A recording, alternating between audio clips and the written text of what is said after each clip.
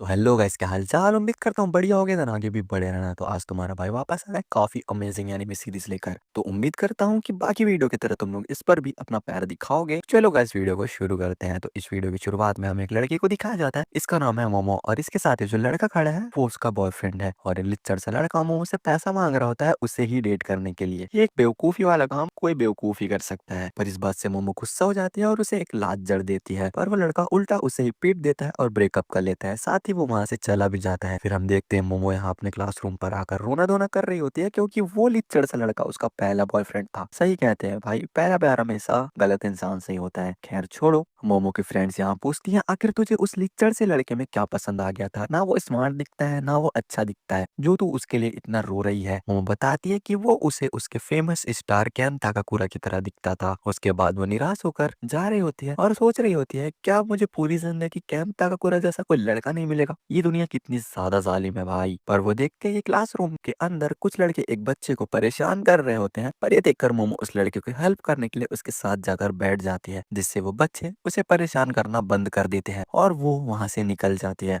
और वापस से दुनिया वालों को कोसना शुरू कर देती है। और यहाँ सोच रही होती है आखिर मैं अपना गुस्सा कहाँ जाकर निकालूं। पर तभी वो लड़का जिसको मोमो ने बचाया था वो वहां आ जाता और इस लड़के को लग रहा होता है कि मोमो उसे पसंद करती है, इसलिए वो उसके पास जाकर बैठी थी। पर मोमो उससे कहती है कि शायद उसे कोई गलत फहमी हुई है, वो उसे बिल्कुल भी पसंद नहीं करती और ना ही उसमें इंटरेस्टेड है। पर तभी वो लड़का मैगजीन को दिखाता हुआ बताने लगता है कि यूएफओ सच में होते हैं और एलियंस भी सच में होते हैं। हमारी गवर्नमेंट इसके बारे में नहीं बताती, पर काफी सारे ऐसे सबूत हैं जिसमें ये पता चलता है कि एलियन सच में होते हैं। पर यहाँ मोमो को इस बात से घंटा फर्क नहीं पड़ता कि एलियन होते हैं या नहीं। वो कहती है मैं उन पर विश्वास नहीं करती और ना ही उनके बारे में कुछ जानना चाहती हूँ, और ये कर कर वो वहां से जाने लगती है। पर ये नादान बालक मोमो का पीछा नहीं छोड़ना चाहता था और वो उसके पीछे ही पड़ जाता है। पर ये सुनकर मोमो गुस्सा हो जाती है और गुस्से में वो कह देती है कि ये सब अपनी फालतू बातें बंद करो, इस बेवकूफी की वजह से शायद तुम्हारा कोई दोस्त नहीं बनता और ना ही बनना पसंद करेगा। पर ये सुनकर उस लड़के को काफी ज्यादा बुरा लगता है और उसकी मैगजीन उसके हाथ से छूटकर नीचे गिर जाती है। पर ये देखकर मोमो को एहसास होता है कि उसने काफी बड़ी गलती कर दी और काफी कुछ बोल दिया है, इसलिए वो उस लड़के को मैगजीन उठा कर देती है और उससे सॉरी कहती है और उसका मूड ठीक करने के लिए कहती है देखो मैं एलियंस के बारे में भरोसा तो नहीं करती, पर हाँ मैं मानती हूँ कि भूत सच में होते हैं। और ये सुनकर तो वो लड़का हंसने लगता है और कहता है ए तू एड़ी से एड़ी है क्या, भूत जैसी कोई चीज नहीं होती, तू थोड़ी सी खिसकेली लगती है। पर ये सुनकर मोमो आग बबूला हो जाती है और वो दोनों लड़ने लगते हैं। उस लड़के का कहना था कि एलियन सच में होते हैं, भूत नहीं। पर यहाँ मोमो का मानना था कि भूत होते हैं पर एलियंस जैसी कोई चीज नहीं होती। पर तभी उन्हें लड़ता हुआ मोमो के दोस्त देख लेते हैं और उन्हें लगता है कि मोमो को नया बॉयफ्रेंड मिल गया है और इनकी जोड़ी सच में काफी ज्यादा अच्छी लग रही होती है। पर अब मोमो उस लड़के को चैलेंज करती है कि वो किसी हॉरर जगह पर जाकर दिखाए और अगर उसे भूत दिख जाएगा तो वो मोमो का नौकर बन जाएगा। जिस पर वो लड़का भी कहता है कि वो उसकी बताई जगह पर जाकर दिखाए, अगर उसे एलियन दिख गए तो मोमो उस लड़के की नौकर बन जाएगी। और दोनों मान जाते हैं और एक दूसरे की बताई हुई जगह पर पहुंच जाते हैं। यहाँ रात के समय मोमो नागी जनरल स्टोर पर पहुंच जाती है, जो कि काफी सालों से बंद पड़ा था। और मोमो ने उस लड़के का नाम अपने फोन पर ओकारून रख दिया था। ओकारून उससे बताता है कि ये जगह एलियन का अड्डा माना जाता है और वो उसे किडनैप भी कर सकते हैं और उसकी बॉडी का एक्सपेरिमेंट कर सकते हैं। पर मोमो पूछती है क्या कभी उससे किसी ने किडनैप किया है। ओकारून बताता है हुआ होगा पर उन्होंने उसकी याददाश्त मिटा दी है। पर इस बात से मोमो को पता चल जाता है कि उसने आज तक कोई भी एलियन नहीं देखा। पर अब हम देखते हैं कि ओकारून भी मोमो की बताई जगह पर पहुंच जाता है, जो कि काफी ज्यादा पुरानी टनल है। मोमो बताती है ये टनल काफी ज्यादा भूतिया है, ऐसा उसे ऑनलाइन पढ़ा था। या ओकारून कहता है कि वो इस टनल पर जाकर दिखा देगा कि भूत जैसा कोई भी चीज नहीं होता। पर फट तो भाई की भी रही थी। वो गाना गाते हुए अंदर चला जाता है और ओकारून को भी पता चलता है कि मोमो ने भी कभी भूत नहीं देखा और इस बात से उसे थोड़ी हिम्मत मिलती है। ओकारून कहता है जब तुमने खुद भूत नहीं देखा तो इन पर भरोसा तुम कैसे कर सकती हो। मोमो बताते कि उसकी दादी एक स्पिरिट मीडियम है, यानी कि वो आत्माओं से बात कर सकती है। और मोमो को उसकी दादी नहीं पाला है क्योंकि उसके पेरेंट्स मर चुके हैं। जब मोमो छोटी थी तब वो अपने सर पर हाथ रखकर एक रिचुअल पोज बनाकर बाहर निकलती थी। उसकी दादी का कहना था कि ऐसा करने से बुरी शक्तियां दूर रहती है। वो ऐसा पोज बनाकर ही स्कूल जाया करती थी और लड़के उसका मजाक उड़ाया करते थे। बल्कि जिस लड़के को मोमो सबसे ज्यादा पसंद करती थी वो भी उसका मजाक उड़ाया करता था, जिससे मोमो को काफी बुरा लगता है और इस वजह से उसे अपनी दादी से नफरत हो जाती है और जिसके बाद वो कई दिनों तक अपनी दादी से बात नहीं करती। पर बाद में मोमो को एहसास होता है कि उसे इस बात से बुरा नहीं लगा था कि उस लड़के ने उसको मजाक उड़ाया, बल्कि उसे इस बात का बुरा लगा था कि उस लड़के ने उसकी दादी का मजाक उड़ाया था। मोमो अपनी दादी से बहुत प्यार करती है और उसे उस पर पूरा भरोसा है, इसलिए उसे इस बात पर भी भरोसा है कि भूत होते हैं। पर अब मोमो ओकारुन से पूछती है कि उसे क्यों लगता है कि एलियंस होते हैं, पर ओकारुन कुछ नहीं बताता और कहता है इसके लिए कोई वजह होना जरूरी तो नहीं। पर तभी उसे एक खून से सने पैर दिखते हैं और जब वो पीछे पलटता है तो उसे एक काफी डरावनी बुढ़िया दिखती है जो कि एक भूत है। और अब तो बाइक भी फट जाती है और ओकारुन तुरंत टनल से बाहर भागने लगता है। पर उसकी चीखें सुनकर मोमो कहती है कि वो एक टर्बो ग्रैनी होगी और ऐसा कहा जाता है कि अगर वो किसी को पकड़ ले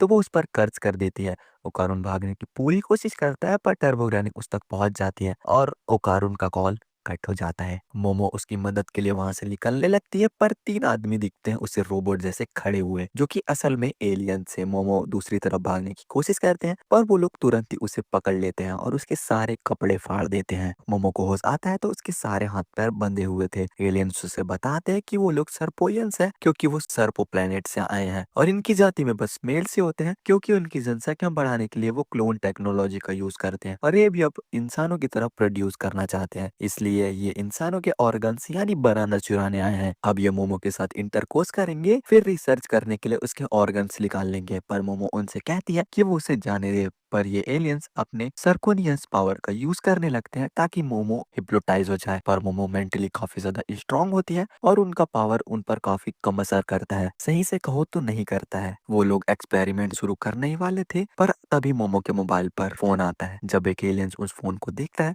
तो उसे काफी जोर की लात पड़ती है और उस मोबाइल से एक भूत निकलता है और ये भूत कोई और नहीं बल्कि ओकारुन है जिस पर टर्बो ग्रैनी ने कर्स लगा दिया है और वो खुद को कंट्रोल नहीं कर पा रहा था। एक एलियन बोलता है मोबाइल में से निकलने की टेक्नोलॉजी तो हमारे पास भी नहीं है अभी तक, अभी बेवकूफ भूत है वो एलियन ग्रैनी से कहता है तुम जो भी हो यहाँ से चले जाओ। उस पर अपनी पावर्स का यूज करने लगता है पर ग्रैनी इतनी तेज होती है कि उस पर एलियंस के पावर का कोई भी असर नहीं होता। वो दूसरे एलियन का काट कर बनाना निकाल लेती है पर तीसरा एलियन अपने अटैक से ग्रैनी को दूर फेंक देता है और कहता है कि उन्हें इंसानों पर कभी हमला नहीं किया है तो वो चुपचाप हमें अपना काम करने दे। और ओकारुन बोलता है कि उन्हें जो भी करना है वो उसके साथ कर सकते हैं, वो तैयार है। वो इतने टाइम से एलियंस को देखना चाहता था क्योंकि उसका कोई दोस्त नहीं बनना चाहता पर उसे लगता था कि एलियंस उसे जरूर अपनाएंगे। ओकारुन को हमेशा दूसरे बच्चे बुली किया करते थे और किसी को उस पर कोई भी तरस नहीं आता था, चाहे वो मरे या जिए किसी को भी कुछ फर्क नहीं पड़ता था। पर एक दिन मोमो उसकी टेबल पर आई उसकी हेल्प करने, इसलिए वो मोमो को कुछ भी नहीं होने देगा और कहता है वो जो भी करना है मेरे साथ कर सकते हैं, ऐसा ओराकुन कहता है। और इतना कहकर ओकारुन का कर उस पर फिर से हावी हो जाता है। मोमो कहती है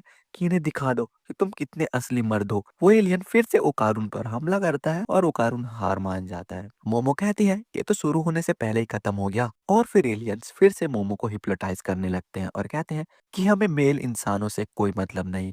और मोमो को अपनी दादी का एक फ्लैशबैक याद आता है जिसमें वो मोमो को उसकी शक्तियां बाहर निकालने सिखा रही थी ताकि वो बुरी चीजों से बच सके। पर मोमो को ऐसा करने से मना कर देती है क्योंकि उसे ऐसा करने से सभी लोग चिढ़ाया करते थे। पर मोमो वही करती है जो उसकी दादी ने सिखाया था और उसके अंदर से साइकिक पावर बाहर आ जाती है जिससे वो टेबल को तोड़कर आजाद हो जाती है। और ये देखकर ओकारुन चौंक जाता है, एलियंस की पावर भी मोमो के पावर्स के सामने कमजोर पड़ रही थी। फिर मोमो उस तीसरे एलियन को किक करती है और वो एलियन स्पेसशिप को तोड़ता हुआ बाहर जाकर गिरता है। वो स्पेसशिप बाहर से देखने पर मून की तरह दिख रहा था पर अब जब वो टूट चुका था तो उसकी असलियत सबके सामने आ गई थी। और मोमो अपनी पावर से ओकारुन को टर्बो ग्रैनी से अलग कर देती है पर इसका कर्ज अभी भी उस पर लगा हुआ था। और टर्बो ग्रैनी कहती है कि उसने उस लड़के को गोटियां निकाल ली है और जब तक वो गोटियां उसके पास है उसका कर्ज उस पर लगा रहेगा और अगर उसे उसके कर्ज से आजाद होना है तो उन्हें उसी टनल में आकर मिलना पड़ेगा। और इतना कहकर वो गायब हो जाती है और फिर वो यूएफओ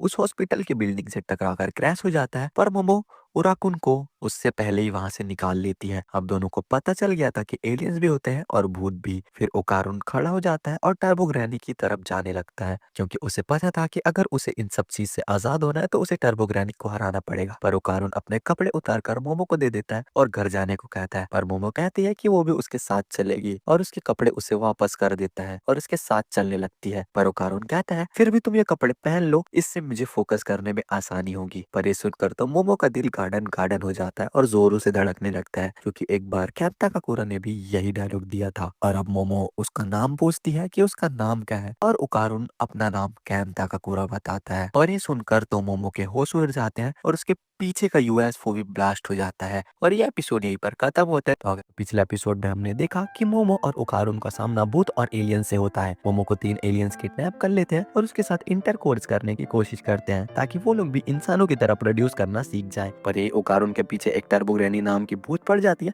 और उसको वो कर्स लगा देती है। मोमो अपने अंदर के स्पिरिचुअल पावर का अनलॉक कर लेती है। मोमो ओकारुन जैसे तैसे करके उनसे बच के वहाँ से बाहर निकल जाते हैं। यहाँ मोमो को पता चलता है कि ओकारुन का असली नाम केन ताकाकुरा है, जो कि मोमो का फेवरेट एक्टर का भी नाम है, जिसकी मोमो काफी बड़ी दीवानी है। मोमो को इस बात पर भरोसा नहीं हो रहा था कि उसका नाम केन ताकाकुरा है और वो कहती है तुम्हारा नाम केन ताकाकुरा नहीं हो सकता। पर यहाँ ओकारुन कहता है तुम्हारा मानने या ना मानने से मेरा नाम नहीं बदल जाएगा, मेरा नाम केन ताकाकुरा ही है। पर ये सुनकर मोमो अपने कान बंद कर लेती है, जिससे वो ग्रैनी ओकारुन पर हावी होने लगती है और मोमो से उसका केला मांगती है। पर मोमो अपनी साइकिक पावर का यूज करके ओकारुन को दूर फेंक देती है और उसके कर्ज को भी शांत कर देती है। मोमो कहती है हमें कुछ रूल सेट करने चाहिए और तुम अपना ये नाम कभी नहीं बोलोगे। मोमो कहती है तुम्हें ओकल्ट काफी ज्यादा पसंद है, इसलिए तुम्हारा नाम ओकारुन होगा, मैं तुम्हें ओकारुन कहकर बुलाऊंगी। ओकारुन के पास और कोई चॉइस भी नहीं थी, इसलिए वो मान जाता है और वो लोग टर्बो ग्रैनी की तरफ निकल जाते हैं। पर जब तक वो टर्बो ग्रैनी के टनल पर पहुंच पाते तब तक सुबह हो जाती है, यानी टर्बो ग्रैनी अब बाहर नहीं आएगी क्योंकि भूत तो रात में ही बाहर आते हैं। मोमो अब ओकारुन को अपने घर चलने के लिए कहती है, पर इन कपड़ों में ओकारुन भूत से भी ज्यादा डरावना लग रहा था। दोनों अब मोमो के घर के सामने पहुंच जाते हैं। मोमो बताते हैं कि उसकी दादी लड़कों के मामले में काफी ज्यादा स्ट्रिक्ट है, उन्होंने उसके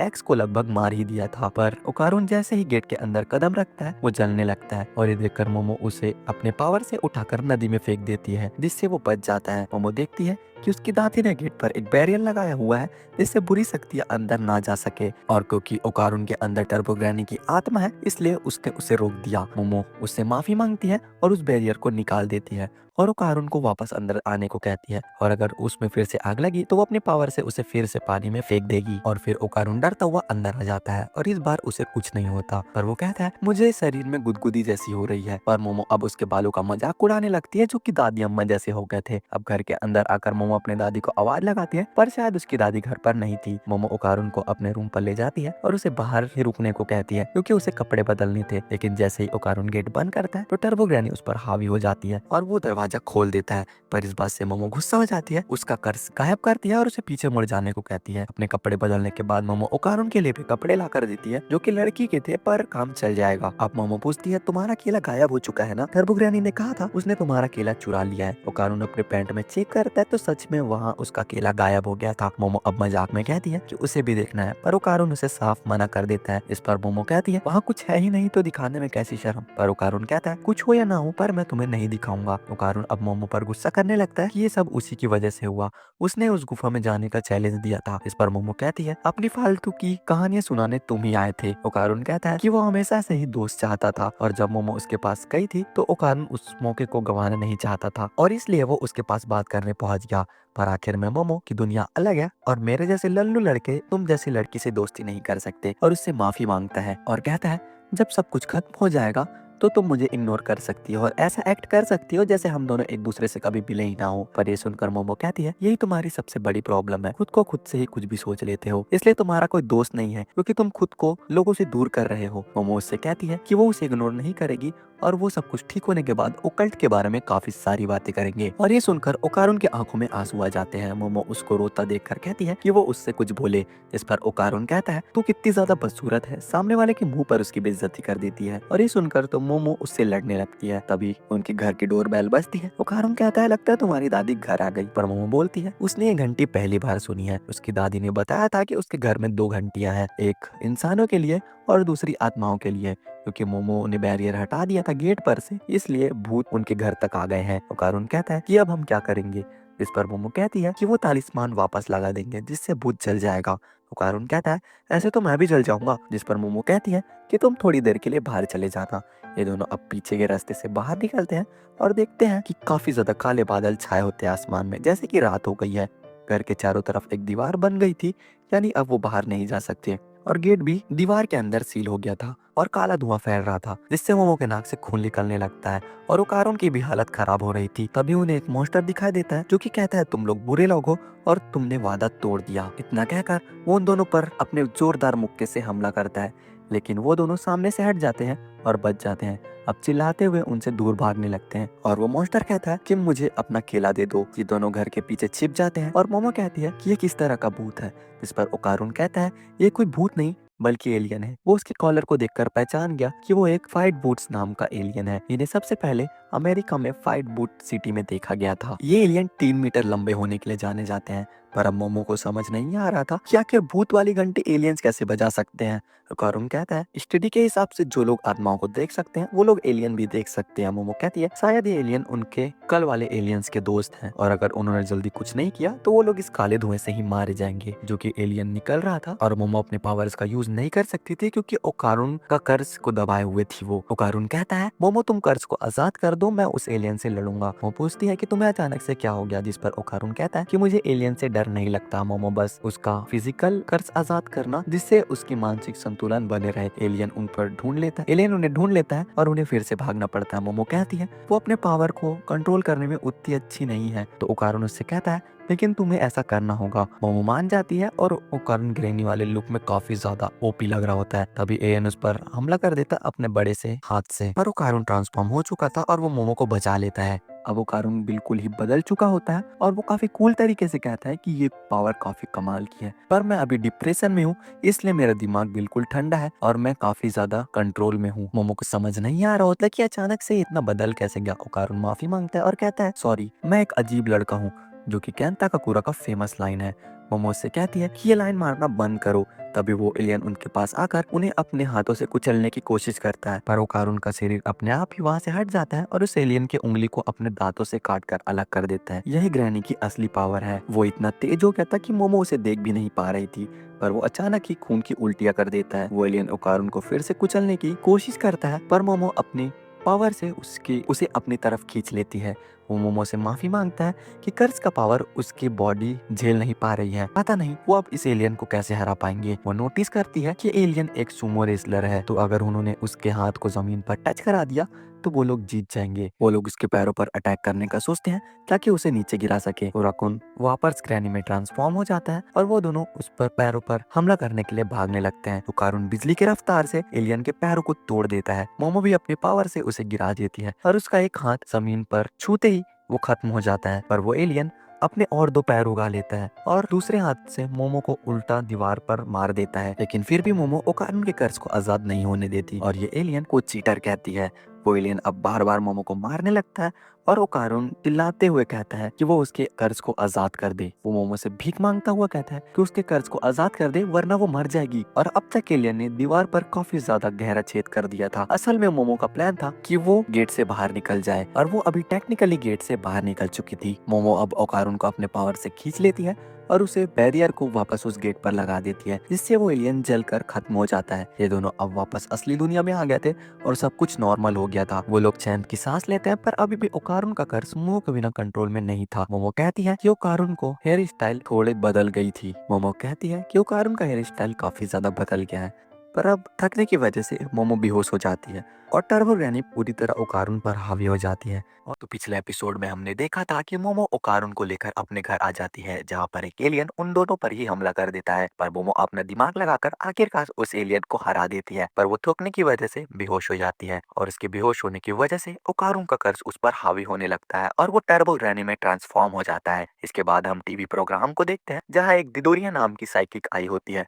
जो कि एक सेलिब्रिटी का चेहरा देखकर उसकी लाइफ के बारे में बताती है, जैसे कि वो 27 साल का है, उसकी एक बीवी और बच्चा है और उसे करी काफी ज्यादा पसंद है। पर उसकी सारी बातें गलत निकलती है क्योंकि वो सेलिब्रिटी बताता है कि वो तो बस 20 साल का है, वो अभी तक सिंगल है और उसे खाने में रामेन पसंद है। प्रोग्राम खत्म होने के बाद मैनेजर सोच रहे थे ये साइकिक इतनी गलत कैसे हो सकती है, कोई बच्चा भी उस सेलिब्रिटी को देखकर बता देगा कि वो बस 20 साल का है और उससे बीवी बच्चे होने का तो कोई सवाल ही नहीं होता। पर साइकिक अब टैक्सी पकड़कर अपने घर की तरफ जाने लगती है। टैक्सी ड्राइवर उसको देखकर पहचान जाता है कि ये तो सेंटा दी दोरिया है, उसे उसने टीवी पर देखा था। वो पूछता है क्या आपके पास सच में कोई साइकिक पावर है। साइकिक ड्राइवर से कहती है गाड़ी रोक दो, मुझे यहीं पर उतरना है। ड्राइवर को लगता है कि शायद वो उसकी बातों का बुरा मान गई है, लेकिन वो उससे कहती है कि अगर तुम जिंदा रहना चाहते हो तो जल्दी से यहाँ से चले जाओ। और इधर ओकारुन टर्बो ग्रैनी में पूरी तरह से ट्रांसफॉर्म हो गया था। ग्रैनी अब मोमो को पकड़कर उसे खाने ही वाली थी, पर अचानक से उसे एक कील आकर लगती है और वो नदी में जाकर गिरती है और यह अटैक उसी साइकिक लेडी ने किया था। अब हमें पता चलता है कि वो और कोई नहीं बल्कि मोमो की दादी है और इसका असली नाम सेइको है। सेइको को लगा था कि उसकी पोती फिर से किसी आवारा लड़के को लेकर आ गई है, पर ये तो एक मॉन्स्टर है। तभी टर्बो रानी सेइको के सामने गायब हो जाती है और उस पर पीछे से हमला करती है, पर उसके पास आते ही वो जल जाती है। सेइको बोलती है कि तुम सच में काफी ज्यादा तेज हो, लेकिन साइको को लगा ही था कि वो उस पर पीछे से हमला करेगी, इसलिए उसने ग्रैनी के लिए एक जाल बिछाया हुआ था जिसमें वो अब फंस चुकी है। ग्रैनी अपने आसपास एक सर्कल देखती है और उसे बाहर कदम रखते ही वो जलने लगती है। साइको बताती है कि अगर ग्रैनी ने लाइन क्रॉस करी तो वो मर जाएगी, क्योंकि उसने सर्कल के बाहर एक बैरियर सेट कर दिया है। सेइको खुद भी एक बैरियर के अंदर खड़ी थी और किल को बैरियर के अंदर ठोका जाए तो अंदर बैरियर बन जाएगा, लेकिन किल को अगर सर्कल के बाहर ठोका जाए तो बाहर बैरियर बन जाएगा। इसलिए ग्रैनी सेइको को अभी तक छू भी नहीं पाई थी, क्योंकि वो अपने बैरियर के प्रोटेक्शन में खड़ी थी। ग्रैनी अब सेइको को डराने की कोशिश करती है और कहती है, मैं तुम्हें मारकर खा जाऊंगी, तुम मुझे हमेशा कैद तो नहीं रख सकती। इस पर सेइको कहती है वो उसे कैद करने का सोच भी नहीं रही है, वो तो उसे मारना चाहती है। इसके बाद वो सेइको अपने बैट से ग्रैनी की धुलाई करने लगती है और पेंसिल से उसके पास एक और सर्कल बना देती है, और इतने से सर्कल में ग्रैनी की स्पीड भी किसी काम की नहीं है, जिससे ग्रैनी साइको को घूसट पागल बुढ़िया कहती है। साइको कहती है एक बुढ़िया दूसरी बुढ़िया को घूसट कह रही है, इससे तो मुझे गुस्सा आ गया। ग्रैनी साइको से कहती है अगर तुमने मुझे जला दिया तो मेरे साथ ये लड़का भी मारा जाएगा, जिससे साइको कहती है उसकी पोती को धोखा देने वाले सभी लोगों को वो मार देगी, चाहे वो इंसान ही क्यों ना हो। और साइको उस कील को निकाल कर बाहर से अंदर लगा देती है, जिससे वो टर्बो ग्रैनी जल जाती है। इसके कुछ देर बाद मोमो अपने कमरे में जागती है। वो भाग कर नीचे आती है तो देखती है कि उसकी दादी घर पर आ गई है और टीवी पर कार्टून देख रही है। सेको मोमो से पूछती है कि क्या वो किसी भूतिया जगह पर गई थी, जिस पर मोमो बताती है कि वो नहीं बल्कि उसका एक दोस्त गया था। पर सेको तो यहाँ मजे से हंसकर टीवी देख रही थी। मोमो सेको से पूछती है कि क्या वो लड़का कहाँ है। मोमो का उसके साथ रहना काफी ज्यादा जरूरी है। सेको बोलती है अगर तुम शैतानी आत्माओं के बारे में कह रही हो तो उसे मैंने मार दिया है। और ये सुनकर मोमो चौंक जाती है और पूछती है क्या उसने चश्मा पहना था। पर साइको मोमो को ताने मारते हुए कहती है तुम तो भूतों पर भरोसा नहीं करती ना, यानी मुझे एक ढोंगी स्पिरिट मीडियम बुलाती थी। मोमो कहती है ये बुढ़िया अभी तक उस बात को लेकर बैठी है, और मोमो अब अपना सिर झुकाकर साइको से माफी मांगती है और पूछती है कि ओकारून कहाँ है। साइको अब कहती है कि सैग्रेन में जाकर देखो, जो सुनकर मोमो गुस्से में कहती है पागल बुढ़िया, अगर उसे कुछ हुआ ना तो मैं तुम्हें कभी माफ नहीं करूंगी। मोमो दौड़कर श्राइन की तरफ जाती है। उसे ओकारून की याद आ रही थी और वो कहती है वो तो बस मासूम सा लड़का था और दोस्त बनाना चाहता था, मैंने उसे भूजा टनल में जाने को कहा था। मोमो अब जल्दी से टनल का दरवाजा खोलती है और देखती है कि ओकारून आराम से बैठकर खाना खा रहा है। मोमो को जिंदा देखकर ओकारून खुश हो जाता है और उसे लग रहा था कि टर्बो ग्रैनी बनकर उसने मोमो को मार दिया होगा। मोमो अब दरवाजा बंद करके राहत की सांस लेती है और बोलती है ये चश्मिश तुम अभी जिंदा हो। मोमो असल में ओकारून के लिए काफी ज्यादा डर गई थी। सही को यहाँ आकर बताती है कि जब तक ओकारून श्राइन के अंदर रहेगा तब तक वो ठीक है, पर जैसे उसने बाहर निकलने की कोशिश की और अपना बाहर पैर रखा तो वो मॉन्स्टर बन जाएगा। उसके पास मरने की खबर सुनकर मोमो का हालत खराब हो गया था। तो सही को पूछती है कि क्या उस लड़के को पसंद करती है। मोमो कहती है बिल्कुल नहीं, टर्बो ग्रैनी ने इसका केला चुरा लिया है और जब तक उसके पास केला नहीं है कर्ज इससे नहीं छोड़ेगा,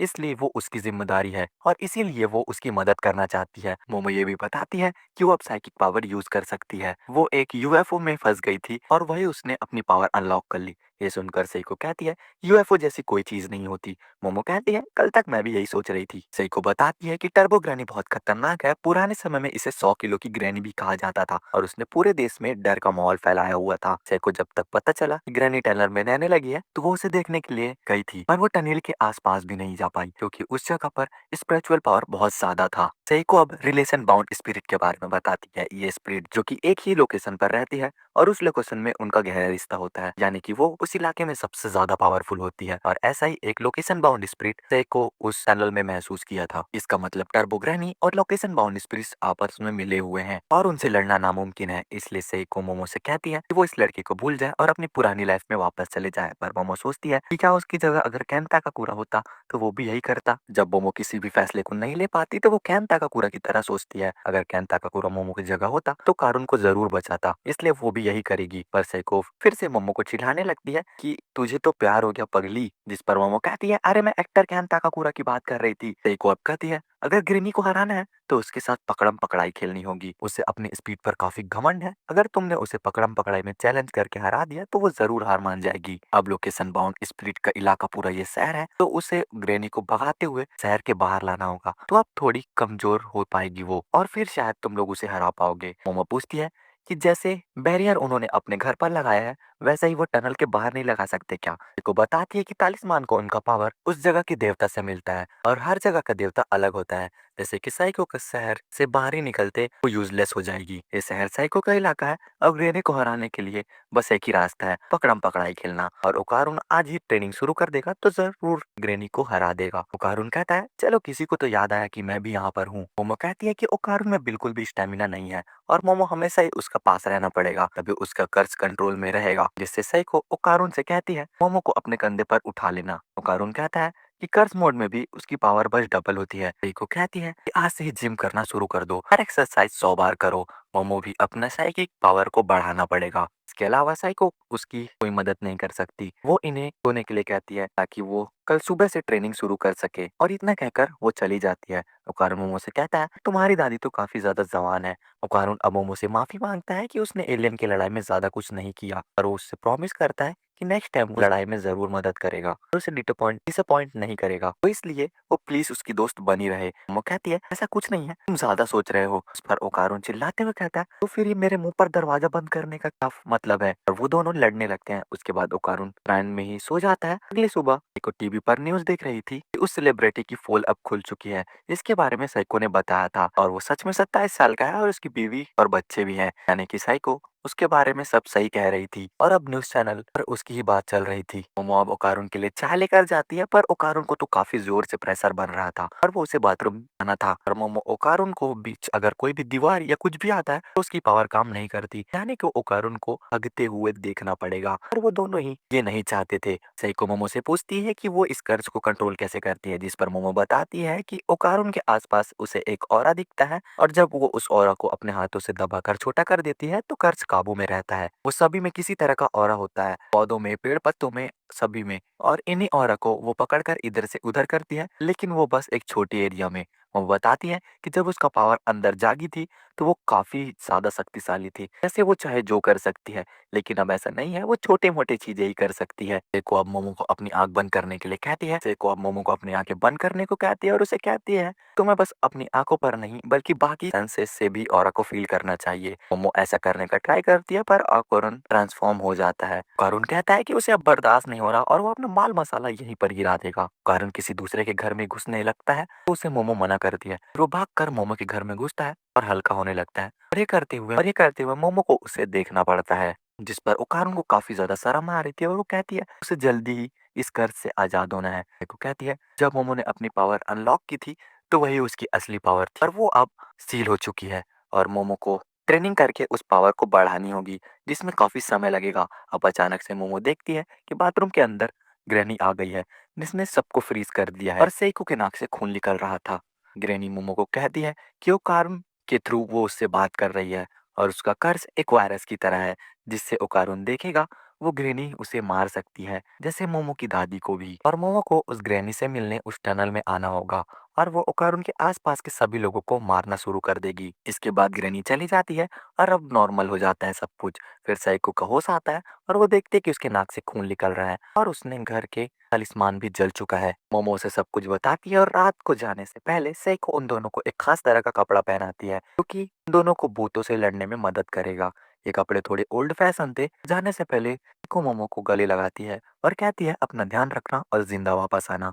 उसके बाद वो दोनों ही साइकिल से निकल पड़ते हैं, लेकिन फिर वो रास्ते में ट्रेन पकड़ लेते हैं, क्योंकि साइकिल से टनल तक जाना काफी ज्यादा समय लगाएगा। वो टर्बो ग्रैनी पर काफी ज्यादा गुस्सा थी, क्योंकि उसने उसकी दादी को मारने की धमकी दी थी। और अब मोमो ट्रेन में कपड़े बदलकर मॉडर्न कपड़े पहन लेती है और अब वो टर्बो ग्रैनी से लड़ने के लिए तैयार थे। तो पिछले एपिसोड में हमने देखा था कि टर्बो ग्रैनी ने मोमो को धमकी देकर टनल में बुलाया था। इसके बाद मोमो और ओकारुन ग्रैनी से लड़ने के लिए निकल पड़ते हैं। कुछ देर बाद वो दोनों टनल के सामने पहुंच जाते हैं और मोमो ओकारुन को आगे चलने के लिए कहती है, पर ओकारुन कहता है लेडीज फर्स्ट। और फिर वो दोनों एक साथ टनल के अंदर एंटर करते हैं और दोनों ही काफी ज्यादा डरे हुए थे और एक दूसरे को आगे चलने के लिए कह रहे थे। मोमो पूछती है कि वो टर्बो ग्रैनी के मिलने के बाद उसका क्या करेंगे। इस पर ओकारुन कहता है कि पहले तो हमें उसे सोनो सिटी के बाहर ले जाना पड़ेगा, जिससे वो अपने लोकेशन बाउंड स्पिरिट से अलग हो जाएगी।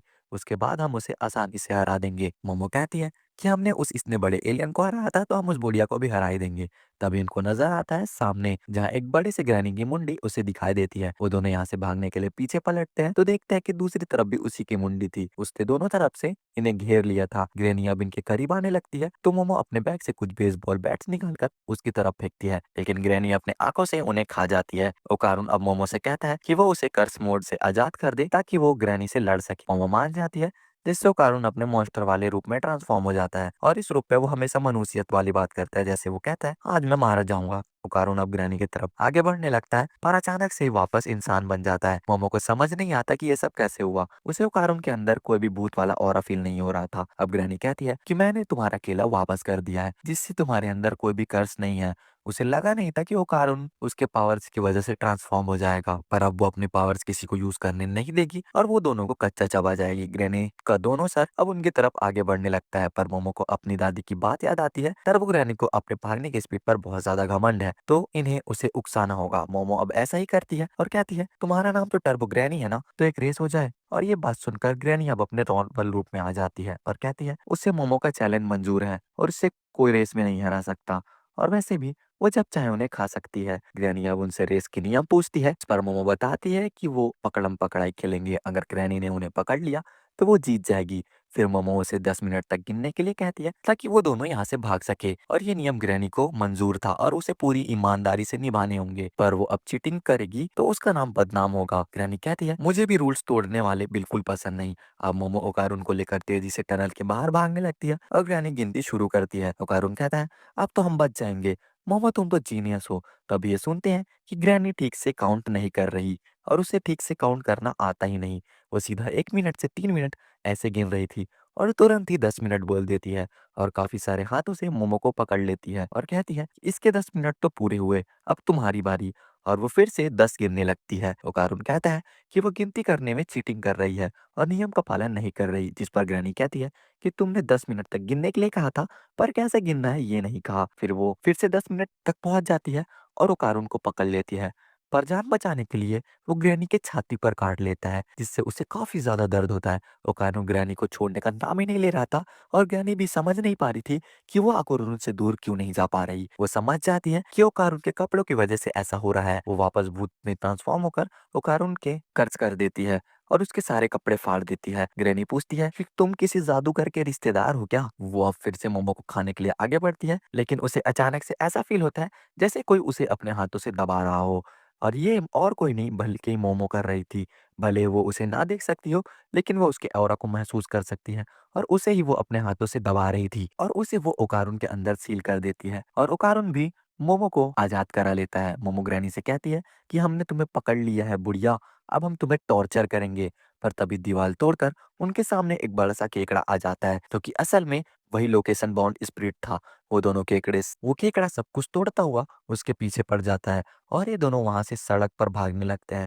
तो कारण पूछता है कि ये लोकेशन बाउंड स्पिरिट उसे केकड़ा जैसा क्यों दिख रहा है, जिस पर मोमो कहती है कि उसकी दादी ने बताया था कि कुछ आत्मा केकड़ा का रूप ले लेते हैं ताकि वो आत्माओं की नदी स्टिक से पार हो सके, लेकिन ये केकड़ा काफी ज्यादा बड़ा है और ये काफी ज्यादा समझदार नहीं है और वो यहाँ वहाँ अटैक कर रहा था। मोमो ओकारुन से कहती है कि वो ट्रांसफॉर्म होकर दोनों को यहाँ से निकाले और ओकारुन ऐसा ही करता है और वो मोमो को अपनी पीठ पर बैठाकर टर्बो स्पीड से भागने लगता है। ग्रैनी कहती है कि मेरी परमिशन के बिना मेरी पावर्स का यूज मत करो। ओकारुन अब भागते हुए पहाड़ी से कूद जाता है और पैरों का हेलीकॉप्टर की तरह घुमाकर आराम से लैंडिंग करता है, पर वो तुरंत ही थक जाता है और वो दोनों ही शहर में गिर जाते हैं और केकड़ा भी इनके पीछे आ जाता है। और मोमो नोटिस करती है कि उस केकड़े को काफी सारे इंसानों का चेहरा लगा हुआ है। ओकारुन फिर से मोमो को उठाकर भागने लगता है और आम जनता इन्हें देखकर हंस रही थी, क्योंकि उन लोगों को केकड़ा नहीं दिख रहा था, जिससे मोमो को काफी ज्यादा शर्म आ रहा था। पर अब ओकारुन अब थक गया था और अगर वो फिर से टर्बो मोड पर जाए फिर भी वो शहर से बाहर नहीं निकल पाएंगे। वो केकड़ा उन्हें खा लेगा। मोमो ओकारुन को अब एक बिल्डिंग में चलने के लिए कहती है,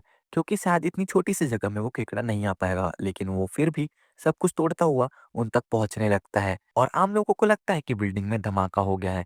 केकड़ा अब एक पुल वाली जगह पर आकर रुक जाता है। मोमो बताती है कि ये एक हॉट स्प्रिंग वाली जगह है और वो अपनी पावर से गर्म पानी के पाइप को तोड़कर उसे नहला देती है और गर्म पानी केकड़े पर पूरी तरह से गिर जाता है और उसका शरीर सुन्न हो जाता है और वो काफी ज्यादा लाल हो जाता है। ये दोनों अब शहर से बाहर निकलने लगते हैं, लेकिन रास्ते में इन्हें ढेर सारे zombies जैसे लोग मिलते हैं जो कि इनका पीछा करने लगते हैं। ग्रैनी बता दिया कि शहर के आखिरी में एक बड़ा सा कब्रिस्तान है और उसने वहां के आराम कर रहे भूतों से थोड़ी सी मदद मांगी है, जो कि इंसानों के शरीर में घुसकर इनका पीछा कर रहे हैं। सोनो सिटी ग्रैनी का इलाका है और उन्हें उसकी बात माननी पड़ती है। फिर इनके सामने केकड़ा भी आ जाता है। अब इनका बाहर निकल पाना नामुमकिन लग रहा था, मोमो अब ओकारुन को टर्बो मोड में भागने के लिए कहती है। हालांकि उससे भी ये लोग अब सिटी के बाहर नहीं जा पाएंगे, पर मोमो के कहने पर वो ऐसा ही करता है और टर्बो स्पीड पर सबके बीच से भागने लगता है। और उसका रास्ता साफ करने के लिए मोमो अपनी पावर से मदद करती है। साथ ही वो अपने पावर का इस्तेमाल स्पाइडरमैन जैसे कर रही थी। वो हवा में भी जाते हैं और आखिर में वो वापस शहर में ही जाकर गिरते हैं। वो दोनों ही अपने पावर को लिमिट तक यूज कर चुके थे और अब वो कुछ भी नहीं कर सकते थे। और मोमो का ध्यान भटकने की वजह से ग्रैनी भी आजाद हो गई थी और वो दोनों को जोर से लात मारती है और कहती है कि आज के बच्चों में तो तमीज नाम की चीज ही नहीं है। और ग्रैनी को उससे नफरत है। अब ग्रैनी उस केकड़े के साथ मर्ज हो जाती है और उन्हें कहती है कि हिम्मत है तो भाग कर दिखाओ। 10 क्या, मैं 20 मिनट तक तुम्हारा वेट कर लूंगी, फिर भी तुम इस शहर से नहीं भाग सकते। मोमो कहती है कि उसे बस 1 सेकंड चाहिए था और ये कहकर वो ऊपर चल रही ट्रेन को पकड़ लेती है अपने पावर्स की मदद से और ओकारुन के साथ ऊपर बैठ जाती है। टर्बो ग्रैनी की स्पीड 100 किलोमीटर पर आवर थी और ट्रेन की स्पीड 200 किलोमीटर पर आवर। लेकिन ग्रैनी ट्रेन तक तुरंत ही पहुंच जाती है क्योंकि ट्रेन हमेशा अपने फुल स्पीड पर नहीं चलती। पर ग्रैनी तो भाग सकती है, लेकिन मोमो ने अपने पावर से उसे पकड़ लिया था। दरअसल उन्होंने पटरियों पर ग्रैनी के लिए एक ट्रैप बिछाया हुआ था और मोमो की दादी साइको इनका शहर के बाहर इंतजार कर रही थी और उसने पटरी पर काफी सारे तिलस्मान लगा दिए थे। अब जैसे ही वो लोग सोनो सिटी के बाहर आते हैं तो ग्रैनी और उस केकड़े वाले की स्पिरिट एक्सोसिज्म होने लगती है और मोमो देखती है कि उस स्पिरिट में से काफी सारी लड़कियों की आत्माएं निकल रही हैं जो अभी तक उस लोकेशन बाउंड स्पिरिट में कैद थी। स्टेशन आते ही मोमो कार उनके साथ ट्रेन से उतर जाती है और उन्होंने टर्बो ग्रैनी को और उसके केकड़े वाले आत्मा को भी खत्म कर दिया था। उसके बाद वो लोग उसी टनल पर जाते हैं और फूल चढ़ाते हैं। सेइको बताती है कि ये टनल क्राइम स्पॉट हुआ करता था जहाँ छोटी लड़कियों को लाकर टॉर्चर किया जाता था और मारकर यहीं फेंक दिया जाता था। उन सब की आत्मा से ही लोकेशन बॉन्ड स्प्रिट बना था और आज ही उन्हें शांति मिल गई। और टर्बो ग्रैनी ऐसी जगह पर जाती है जहाँ लड़कियों की आत्मा भटकती हो और वो उन्हें दिलासा देती है ताकि उनकी आत्माओं को शांति मिल जाए। पर आत्माओं को जिंदा लोगों को छेड़खानी नहीं करनी चाहिए, ठीक जैसे जिंदा लोगों को आत्माओं से मजाक नहीं करना चाहिए। उनके इलाके में जाना बदसलूकी होती है और आत्माओं को जिंदा लोगों को नियम का पालन करना चाहिए कि वो दोनों एक दूसरे के इलाके में ना जाएं। फिर सीन शिफ्ट होता है। टर्बो ग्रैनी को हराने की खुशी में ये लोग शाम को पार्टी करते हैं। इसमें मोमो और उसकी दादी केकड़े के लिए लड़ रहे होते हैं। ओकारुन कहता है आज जो हुआ उसके बाद ये लोग केकड़ा कैसे खा सकते हैं। साइको ओकारुन से पूछती है क्या उसे का केला वापस मिल गया। वो उसे दिखाने को कहती है, जिस पर ओकारुन कहता है कि तू थोड़ी सी एड़ी है कि बुढ़िया, मेरा केला मेरे पास है, मैं तुझे नहीं दिखाऊंगा। पर सैको उसके पीछे पड़ जाती है तो फिर वो मोमो से मदद मांगता है। पर मोमो तो यहाँ केकड़ा खाने में व्यस्त थी और वो कहती है कि मेरे को नहीं पता। और फिर वो कारून वहां से भागता हुआ कहता है कि ये पूरा खानदान ही पागल है। खैर अब वो कारून मोमो को गुड बाय बोलकर घर जाने लगता है और दोनों सोचते हैं कि आखिर उन्होंने गुड बाय क्यों बोला, क्या उनकी दोस्ती की एंडिंग ऐसे ही होगी। पर मोमो ओकारुन को रोकते हुए कहती है कि कल स्कूल में मिलते हैं, जो सुनकर ओकारुन खुश हो जाता है। तो पिछले एपिसोड में हमने देखा था कि मोमो और ओकारुन मिलकर टर्बो ग्रैनी को हरा देते हैं और वो अपने घर चला जाता है। अगले दिन ओकारुन स्कूल जाने से डर रहा था और सोच रहा था कि जब वो मोमो से मिलेगा तो उससे क्या कहेगा। और वो देखता है कि मोमो स्कूल की गेट पर ही खड़ी थी। ओकारुन सोचता है कि शायद वो किसी और का इंतजार कर रही होगी और वो उसे इग्नोर करता हुआ सीधा अंदर जाने लगता है। लेकिन मोमो सीधा उसके पास जाती है और उससे पूछती है कि वो स्कूल इतना लेट क्यों आया। मतलब मोमो ओकारुन का ही वेट कर रही थी। मोमो अब उससे एलियंस के बारे में काफी सारे बातें करती है, लेकिन फिर उनकी क्लास का समय हो जाता है और वो दोनों अपने अपने क्लास में चले जाते हैं। ओकारुन को उसके क्लासमेट्स आज भी परेशान कर रहे थे, लेकिन अब उसे इस बात से कोई फर्क नहीं पड़ता क्योंकि उसके पास मोमो जैसी कमाल की दोस्त है। इधर मोमो का क्लास में बिल्कुल मन नहीं लग रहा था। उसकी सहेलियां उससे बात करने की कोशिश करती है, पर मोमो कहीं और खोई हुई थी। उसकी सहेलियों को ऐसा लग रहा था कि मोमो कल अपने एक्स बॉयफ्रेंड से मिलने गई थी और इसलिए वो कल स्कूल भी नहीं आई थी। पर मोमो असल में ओकारुन से बात करने के लिए तड़प रही थी और उसे उससे एलियंस के बारे में बात करनी थी। वही ओकारुन भी मोमो से भूतों के बारे में बात करना चाहता था। वो दोनों ही एक दूसरे से मिलने के लिए मरे जा रहे थे और लंच होने का बेसब्री से इंतजार कर रहे थे। जैसे ही लंच होता है वो दोनों ही एक दूसरे के क्लास में जाते हैं और उन्हें कोई भी नहीं मिलता। मोमो उसके क्लासमेट से पूछती है कि आखिर ओकारुन कहाँ पर है, पर उसका असली नाम तो कैंता काकुरा है जो कि मोमो कभी नहीं लेगी। इधर ओकारुन इतना धीरे से मोमो के क्लासमेट्स में पूछता है कि किसी को आवाज सुनाई ही नहीं देती। इसके बाद ओकारुन मोमो को ढूंढने के लिए कैफेटेरिया जाता है, वहीं मोमो उसे ढूंढने के लिए स्कूल स्टोर में जाती है। इस तरह वो दोनों एक दूसरे को खोजते रहते हैं और आखिर में हार मानकर वो एक तो बेंच में बैठ जाते हैं। दोनों ही पास बैठे थे पर उन्हें ये पता नहीं चलता। ओकारुन अब सोचता है कि मोमो उसे इग्नोर कर रही है क्योंकि उसे पता चल गया होगा कि वो कितना बोरिंग लड़का है, और वैसे भी मोमो के पास काफी सारे दोस्त हैं तो वो उससे दोस्ती क्यों ही बनाएगी। यहाँ मोमो सोच रही थी कि ओकारुन उसे अवॉइड कर रहा है क्योंकि वो इतनी चिपकू जो है, और सब सोचने के बाद वो दोनों खड़े होते हैं और अपने क्लास की तरफ जाने लगते हैं, लेकिन अनजाने में वो एक दूसरे से ही टकरा जाते हैं और अब इनकी गलतफहमी दूर होती है और ये दोनों ही एक दूसरे को ढूंढ रहे थे, लेकिन इन्हें टकराते हुए इनकी फ्रेंड्स ने देख लिया था और ये सोचने लगती है कि ये दोनों किस कर रहे थे। ये मोमो गुस्सा करते हुए कहती है कि वो इस लल्लू को कभी किस नहीं करेगी, और यहाँ ओकारुन भी कहता है कि वो भी इस पागल लड़की को कभी किस नहीं करेगा। जिसके बाद वो दोनों ही आपस में लड़ने लगे, जिसके बाद वो एक दूसरे से कभी ना बात करने का कहकर चले जाते हैं। ओकारुन बाथरूम में जाकर सोचता है कि उससे मोमो से लड़ना नहीं चाहिए था और वो उससे माफी मांग लेगा। तभी ओकारुन नीचे देखता है तो उसका केला तो सही सलामत था, पर उसके दोनों अंगूर गायब थे। इधर मोमो की क्लास में ये बात फैल गई थी कि उसने एक लड़के को किस किया। मोमो गुस्से में सभी से कहती है कि ऐसा कुछ नहीं है। तभी ओकारुन मोमो को ढूंढते हुए वहां आ जाता है और उससे बात करने के लिए बाहर बुलाता है। मोमो उससे बात करने का कोई मूड नहीं था और वो वहां से चले जाने को कहती है। ओकारुन कहता है कि उसे कुछ खास बात करनी है और वो उसे अकेले में बुलाता है, पर मोमो उसे साफ मना कर देती है और अपने फ्रेंड से कहती है कि ये मेरा बॉयफ्रेंड नहीं है और फालतू की अफवाह फैलाना बंद करो। मोमो उसकी एक बात सुनने के लिए तैयार नहीं थी, तो ओकारुन को लगता है कि मोमो अपने फ्रेंड के सामने उससे बात करने में शर्मा रही है और वो निराश होकर वहां से चला जाता है। यह देखकर मोमो के फ्रेंड्स को बुरा लगता है और वो मोमो से कहते हैं कि उसे इतनी सख्ती से पेश नहीं आना चाहिए था। स्कूल की छुट्टी होने के बाद ओकारुन एक लड़की से टकराता है जो कि काफी क्यूट थी और इसका नाम आयरा है। आयरा ओकारुन से माफी मांगती है और उससे बात करने लगती है, जिससे ओकारुन शर्मा जाता है। आयरा उसके साथ काफी फ्रेंडली हो रही थी, वहीं इधर मोमो अपने किए पर पछतावा कर रही थी। तभी वो ओकारुन को आयरा से बात करते हुए देखती है और ओकारुन दांत दिखाकर हंस रहा था। मोमो सोचती है कि ओकारुन का तो कोई दोस्त नहीं था, फिर ये लड़की कौन है। आयरा फिर वहां अपने दोस्त के साथ वहां से जाने लगती है और बोलती है कि ये लड़का कितना बड़ा लल्लू है, मैंने इससे प्यार भरी बात क्या कर ली, वो तो मुझ पर लट्टू हो गया। मेरे जैसे क्यूट लड़की से उसने जिंदगी में बात नहीं की होगी, वो लल्लू मेरे सपने देखता रहेगा। मोमो ये सब सुन लेती है और वो अपनी साइकिक पावर का यूज करके आयरा के सिर पर एक बर्तन गिरा देती है, जिससे आयरा वहीं पर गिर जाती है और उसके दोस्त सोचने लगते हैं कि आखिर बर्तन आया कहाँ से। ओकारुन भी उसकी तरफ जाने लगता है, पर मोमो उसे पकड़ लेती है और काफी फ्रेंडली होकर कहती है कि चलो हम साथ में घर चलते हैं, इस चश्मे में तुम और भी ज्यादा हैंडसम लग रहे हो, कुछ बुद्धू लड़की है देख ही नहीं पाती, और फिर उनके सर पर बर्तन आकर गिरता है। रास्ते में वो ओकारुन से माफी मांगती है कि जब वो उससे टकराई तो वो काफी ज्यादा गुस्सा हो गई थी, लेकिन वो उसकी दोस्त होने में कोई शर्म नहीं करती, और ये बात सुनते ही ओकारुन खुश हो जाता है और वो दोनों शर्माने लगते हैं। लेकिन फिर ओकारुन चिल्लाकर कहता है कि एक बड़ी प्रॉब्लम हो गई है। वो मोमो से पूछता है कि हमने टर्बो ग्रैनी को हरा दिया था ना। इस पर मोमो हाँ कहती है और कहती है कि ओकारुन का कर्ज भी जा चुका है। ओकारुन कहता है कि उसका किला तो सही सलामत है, पर उसके दोनों अंगूर गायब हैं। और ये सुनकर तो मोमो जोर जोर से हंसने लगती है और उसे अपने घर लेकर जाती है। सईको कहती है कि इसीलिए मैंने कहा था कि मुझे देखने दो, और तुमने अभी तक ये नोटिस नहीं किया कि तुम्हारे अंडे गायब हैं। ओकारुन कहता है कि केला मिलने की खुशी में उसका ध्यान ही नहीं गया। सईको कहती है कि केले की जगह पेंसिल बोला करो। उसके बाद सईको ओकारुन को अच्छे से चेक करने लगती है, जिसके बाद मोमो से कहती है कि वो कोई डॉल लेकर आए और एक पानी से भरा बर्तन भी। कुछ तो है जो ओकारुन के अंदर छुपा हुआ है। ओकारुन अब अपने पैर उस पानी में डालता है। मोमो एक बिल्ली जैसी डॉल लेकर आई थी, जिसके ऊपर उसने तालिस्मान भी लगा दिया था। इसके बाद सईको झाड़ू से ओकारुन को मारने लगती है। ओकारुन पूछता है कि ये सब वो क्या कर रही है। सईको कहती है कि वो उसका झाड़ फूक कर रही है उसके अंदर का भूत निकालने के लिए। खैर मोमो बताती है कि जब सईको ने ओकारुन को मारा था तब ओकारुन का ऑरा का कलर बदल गया था। सईको कहती है कि अब अगर कलर बदले तो वो उसे पकड़कर बाहर खींच ले। मोमो पूछती है कि इंसानों का ऑरा खींच सकते हैं।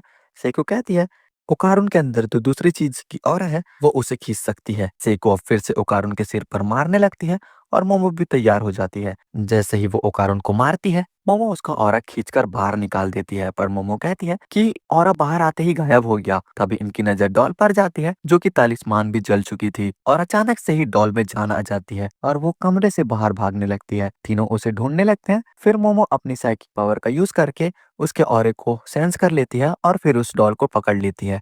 वो डॉल चिल्लाते हुए कहती है कि मुझे जाने दो, वरना मैं तुम सभी को मार दूंगी। मोमो और उकारुन को समझ नहीं आता कि ये है कौन। सेइको कहती है कि वो असलियत में टर्बो ग्रैनी है। टर्बो ग्रैनी बताती है कि जब वो बैरियर में जल रही थी तो उसने लास्ट मोमेंट में उकारुन के शरीर पर एंटर कर लिया था, जिससे वो मरने से बच गई थी, और उसके अंदर वो अपनी पावर्स के लौटने का इंतजार कर रही थी।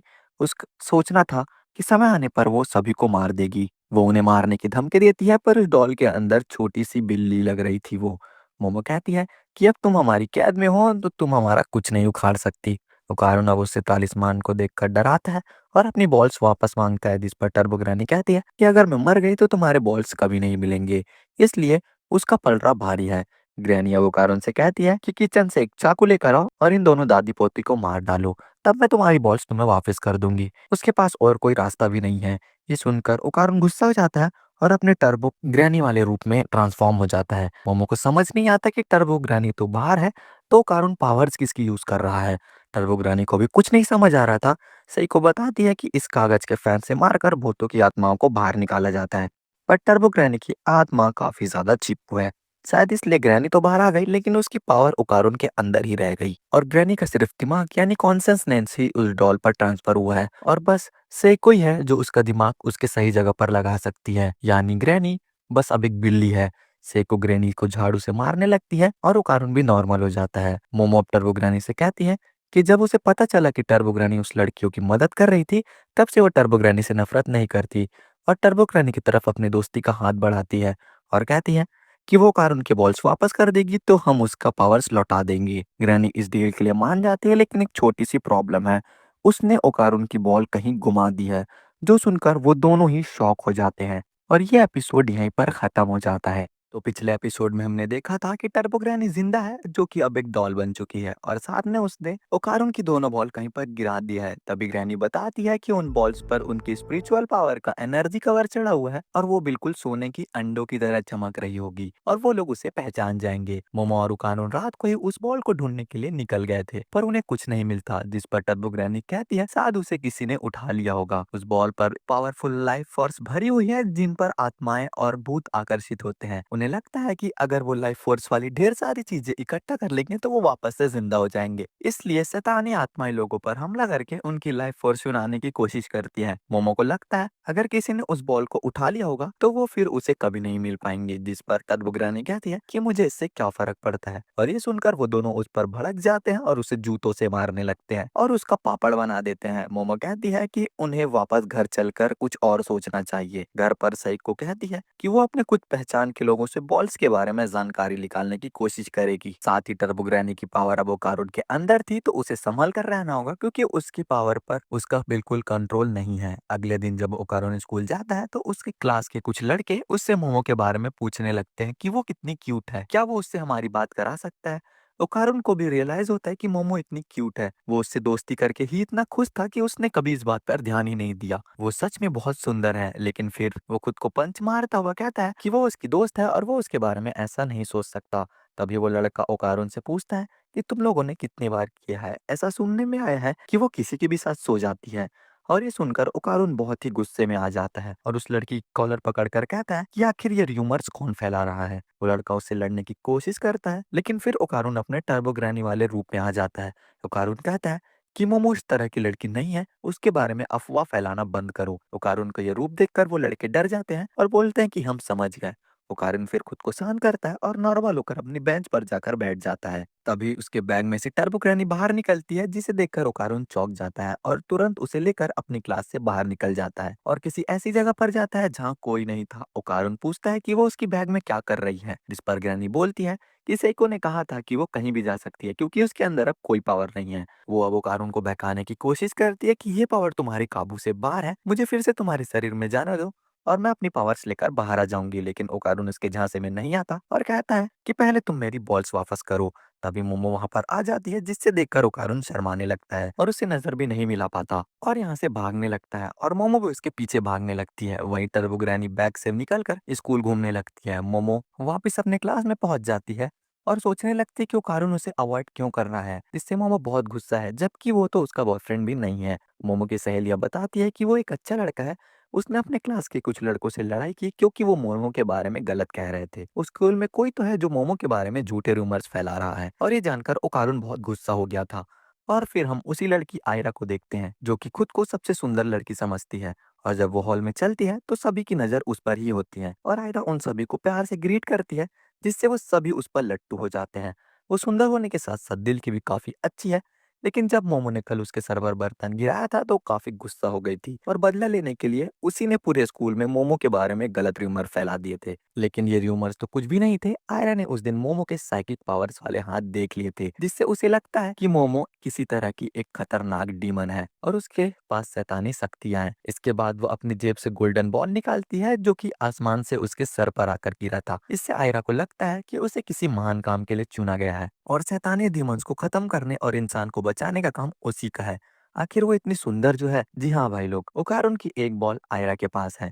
हम देखते हैं आयरा जब ट्रेन ब्रिज के पास आकर खड़ी थी तो उसके सर पर एक बॉल आकर गिरती है, जिसके बाद वो ट्रेन के ऊपर एक अजीब तरह की बिजली चमकती देखती है और यहीं पर मोमो ने उस लोकेशन बाउंड स्पीड और टर्बो ग्रैनी का एक्सोसिज्म किया था। अब इतना सुंदर दृश्य देखकर आयरा बॉल अपने पास रखने का फैसला करती है। खैर इधर स्कूल में आयरा की दोस्त उसका बताया वो सामान लेकर आई थी, जिसमें होली बुक और एक क्रॉस था। आयरा कहती है कि वो सुंदर है इसलिए उसे इस काम के लिए चुना गया है, वो दुनिया को बचा कर रहेगी। उसके दोस्तों को उसकी बातों पर भरोसा नहीं था, पर तभी आयरा विंडो के बाहर किसी को देखती है और मैदान की तरफ इशारा करते हुए कहती है कि वहाँ कोई लाल कपड़ा पहना एक अजीब औरत खड़ी है, पर उसके दोस्तों को वहाँ कोई दिखाई नहीं देता। आयरा को लगता है कि ये औरत मोमो की पहचान वाली होगी जिसे उसने उस पर जासूसी के लिए भेजा है और वो अपने दोस्तों को छिपने के लिए कहती है। तभी उसकी तरफ दो लड़के आते हैं और पूछते हैं कि आयरा नीचे क्या कर रही है, जिस पर आयरा कहती है कि उसे गर्मी लग रही थी इसलिए वो नीचे बैठ गई और अपनी सहेलियों से कहती है कि वो उन्हें स्कूल के बाद मिलेगी और टर्बो ग्रैनी भी ये सब नाटक देख लेती है। इसके बाद स्कूल की छत पर मोमो और उकारुन बैठे हुए थे और उकारुन मोमो से नजर नहीं मिला पा रहा था। उकारुन कहता है कि वो टर्बो पर नजर रखे हुए है ताकि वो कहीं भाग न जाए। टर्बो कहती है अगर मैं भाग भी गई तो तुम मुझे नहीं पकड़ पाओगे और ये सुनकर मोमो भड़क जाती है। इसके बाद टर्बो बताती है कि वो स्कूल में गोल्डन बॉल्स डोल रही थी और उसे एक औरत दिखी, जिस पर मोमो कहती है कि पागल बुढ़िया, वो बॉल्स स्कूल में कैसे होंगे। पुकार उनको भी लगता था कि वो बॉल्स किसी भूत ने नहीं बल्कि इंसान को मिले होंगे। वो देखने में सोने की लगती है तो कोई भी उसे उठा लेगा, जिस पर टर्बो ग्रैनी कहती है कि अगर कोई इंसान उस बॉल को उठा लेता है तो उसकी स्पिरिचुअल पावर जाग जाएगी और फिर वो भी आत्माओं और भूत को देख सकता है, और अगर वो भूत को देख सकता है तो भूत भी उसको देख सकते हैं और भूत उन पर अटैक भी कर सकते हैं। मोमो बोलती है कि ये बात तुम्हारे पहले बतानी चाहिए थी। वो पूछती है कि ये भूतिया औरत कौन है, जिस पर टर्बो कहती है कि मैं स्कूल के बाद उससे मिलवा दूंगी। इधर आयरा सोच रही थी कि क्या मोमो जैसी डीमन को हराने के लिए होली बुक और क्रॉस काफी रहेगा। फिर उसे विंडो के बाहर देखती है और उसे फिर से वही भूतिया औरत दिखाई देती है जो कि काफी करीब आ गई थी। स्कूल की छुट्टी होने के बाद आयरा फिर से मोमो के पास जाती है और उससे अकेले में बात करने के लिए कहती है। मोमो मना करती है पर आयरा रिक्वेस्ट करती है। मोमो सोचती है कि वो इस लड़की से दुश्मनी नहीं बढ़ाना चाहती, इसलिए वो अकेले मिलने के लिए मान जाती है और वो कारुन से कहती है कि वो उसे बाद में मिलेगी। आयरा मोमो को एक पुरानी बिल्डिंग में लेकर जाती है जहाँ पर उसकी दोनों सहेलियां मोमो को पीछे से पकड़ लेती है और उसके हाथों को बांध देती है। इसके बाद आयरा मोमो के ऊपर बैठकर उसका एक्सोर्सिज्म करने लगती है, मतलब कोशिश करती है और कहती है कि मर जाओ डीमन, अपनी दुनिया में वापस लौट जाओ। मोमो अब इनसे परेशान हो जाती है और अपनी साइकिक पावर का यूज करके उसके दोनों दोस्त को उठाकर दूर फेंक देती है। आयरा को लगता है कि बस क्रॉस से बात नहीं बनेगी तो वो अपने गोल्डन बॉल बाहर निकालती है और ये देखकर मोमो समझ जाती है कि ओकार उनकी एक बॉल आयरा के पास है।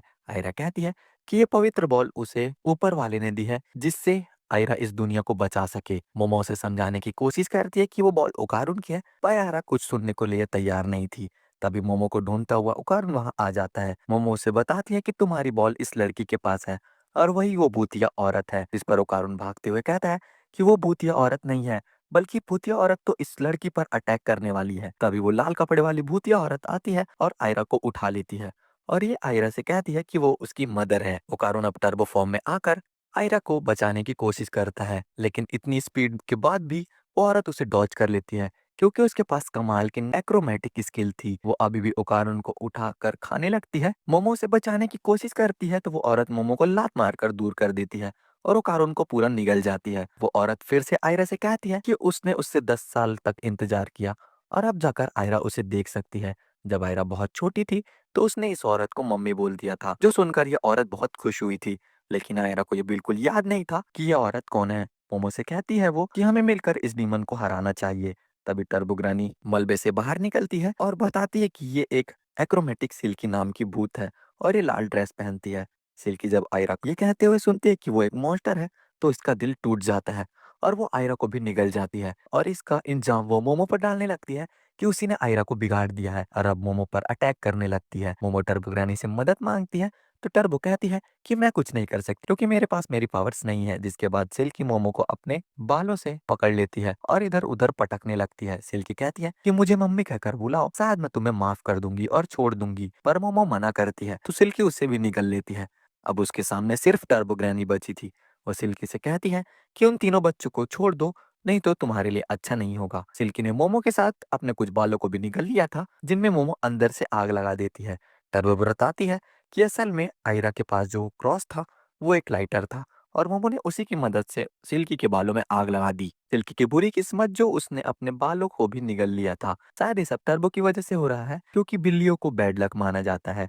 सिल्की अब मजबूर होकर उन सभी को बाहर निकाल देती है और अब आयरा बेहोश हो गई थी और मोमो और उकारुन पलटवार करने के लिए रेडी हो जाते हैं।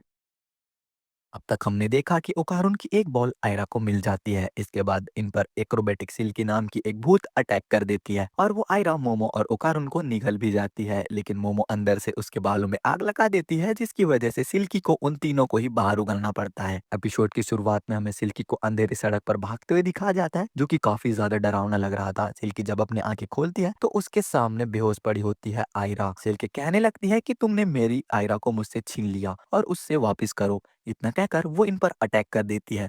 लेकिन ये लोग आयरा को लेकर वेयर हाउस में भागने लगते हैं और ओकारुन को अपने टर्बोग्रानी वाले रूप में भी आना पड़ता है। ओकारुन कहता है इस वेयर हाउस में खाली जगह ज्यादा नहीं है, इसलिए वो ठीक से भाग नहीं पा रहा है। जो सुनकर मोमो को एक आइडिया आता है और वो ओकारुन को भागने रहने को बोलती है। तभी सिल्की अपने बालों से अटैक करके मोमो को दूर फेंक देती है। इसके बाद वो ओकारुन का भी पीछा करने लगती है और ओकारुन वेयर हाउस में ही भागता रहता है। लेकिन यहाँ काफी सारा सामान पड़ा हुआ था। सिल्की कहती है ऐसी जगह पे तुम मेरे एक्रोबेटिक से नहीं बच पाओगे और वो आराम से ओकारुन तक पहुंच सकती है और उस तक पहुंचकर उसे गिरा देती है। वो आयरा से कहती है कि तुम मुझे मम्मी नहीं बुलाना चाहती तो कोई बात नहीं, वो आयरा को खा जाएगी और इस तरह वो दोनों एक हो जाएंगे। अब सिल्की आयरा को खाने के लिए आगे बढ़ने लगती है, लेकिन अचानक से ही वो रुक जाती है।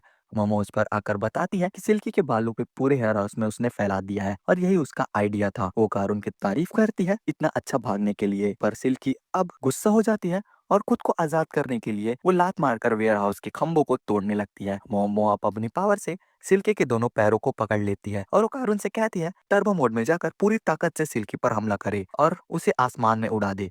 कारून कहता है कि वो बस भागने में ही अच्छा है, उसने अभी तक किसी को भी विलन की तरह मारकर उड़ाया नहीं है। मोमो उस पर चिल्लाने लगती है कि तुम ये सब अभी क्यों बता रहे हो, बस जाकर उससे लात मार दो। और इन दोनों की बड़बड़ में सिल्की अपने बाल खोल लेती है। मोमो को बचाने के लिए ओकारुन सामने आता है और अपने सिर से सिल्की को जोरदार टक्कर मारता है, जिससे वेयर हाउस को तोड़ते हुए वो बाहर जाकर गिरती है। ऐसा लग रहा था कि सिल्की अब हार गई। मोमो अब ओकारुन की पावर देखकर इम्प्रेस हो गई थी और कहती है कि उसका फुल थ्रोटल तो कमाल का है।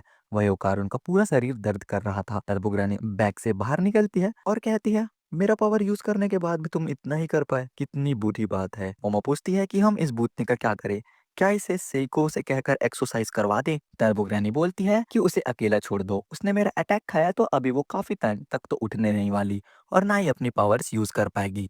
वैसे ओकारुन की गोल्डन बॉल उस लड़की के पास है। इसके बाद टर्बोग्रानी आयरा के कपड़ों में उस बॉल को ढूंढने लगती है और मोमो, जिसके हाथ अभी भी बंधे हुए थे, वो कारून से उसे छुड़वाने को कहती है और वो कारून कैंची ढूंढने लगता है। मोमो कहती है कि ये सब इस लड़की आयरा की वजह से हुआ है, पता नहीं भूतनी का इससे क्या रिलेशन है।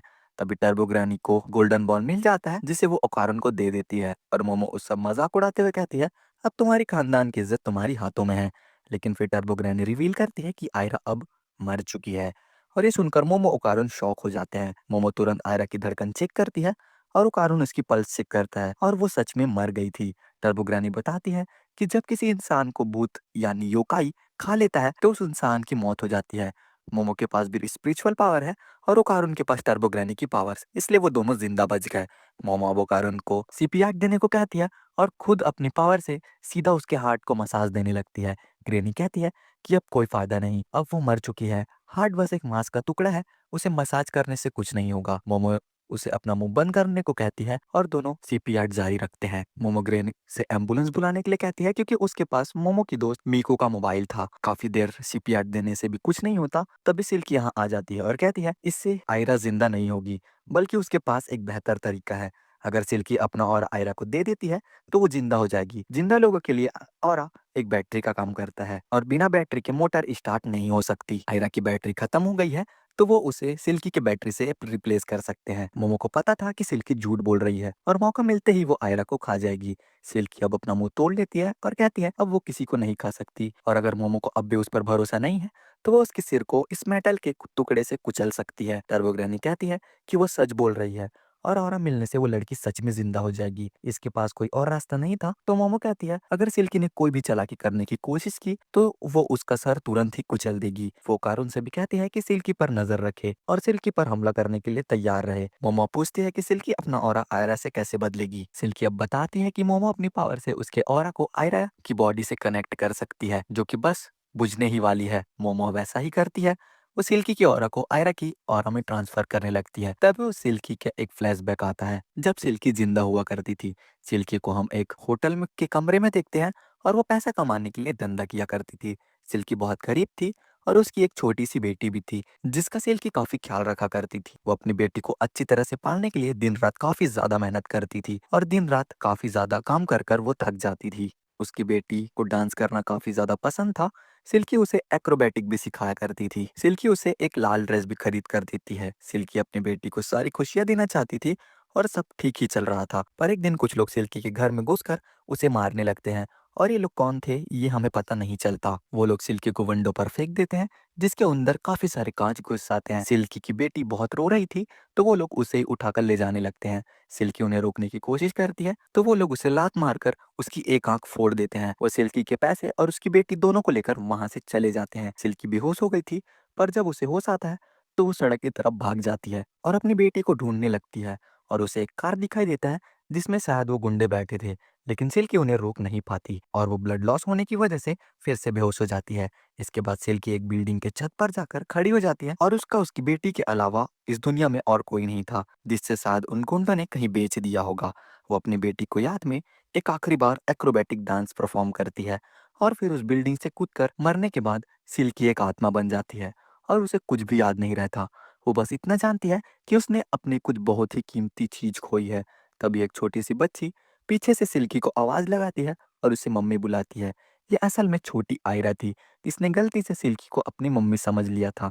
तभी आयरा का डैड उसे ढूंढते हुए उस तक पहुंच जाता है और हमें पता चलता है कि जब आयरा बहुत छोटी थी तो उसकी मॉम की डेथ हो गई थी। वो अपने डैड से पूछती है कि वो वापस कब आएंगी। आयरा के डैड उससे कहते हैं कि वो बहुत दूर चले गई है और आयरा को बहुत स्ट्रांग बनना पड़ेगा ताकि जब उसकी मॉम वापस आए तो उन्हें आयरा पर प्राउड हो। और आयरा को देखकर सिल्की को लगता है कि यही उसकी बेटी होगी और अब से वो आयरा को हर खतरे से प्रोटेक्ट करेगी ताकि उसे कोई नुकसान ना पहुंचा सके। उस दिन से सिल्की भूत बनकर आयरा के पीछे लगी हुई है। अब अचानक ही आयरा की आंखें खुल जाती है और उसकी आंखों में आंसू होते हैं। सिल्की के बैक स्टोरी जानने के बाद मोमो को भी बुरा लगता है और कारून को लगता है कि सिल्की ने मोमो से कुछ कर दिया है, तो वो फुल थ्रोटल से उस पर अटैक करने के लिए तैयार हो जाता है, पर मोमो उसे मना कर देती है। सिल्की आयरा से माफी मांगती है कि वह आयरा को प्रोटेक्ट करना चाहती थी, पर खुद उसने ही आयरा को चोट पहुंचा दी। वो खुद को और अपने इमोशंस को कंट्रोल नहीं कर पाई और एक मॉन्स्टर बन गई। अब सब कुछ खत्म हो जाएगा, इतना कहकर सिल्की का शरीर राख बनने लगता है और टूटने लगता है। मोमो टर्बो ग्रैनी से पूछती है कि ये सब क्या हो रहा है, जिस पर वो बताती है कि ऑरा बैटरी की तरह होता है और बिना उसके सिल्की खत्म हो जाएगी। और ऐसा ही नहीं कि उसकी आत्मा आफ्टर लाइफ में चली जाएगी, बिना ऑरा के उसकी आत्मा का नामो निशान मिट जाएगा, जैसे वो उस दुनिया में कभी थी ही नहीं और जिंदा या मुर्दा उसके बारे में सभी लोग भूल जाएंगे। और कहती कि वैसे भी इसकी जिंदगी जन्नत थी तो इसके जैसे आत्मा को मिट जाना ही चाहिए। पर मोमो को इसके लिए काफी ज्यादा बुरा लग रहा था और वो पूछती है कि क्या ऐसा कुछ नहीं है जिससे वो सिल्की की आत्मा को शांति दिला सके।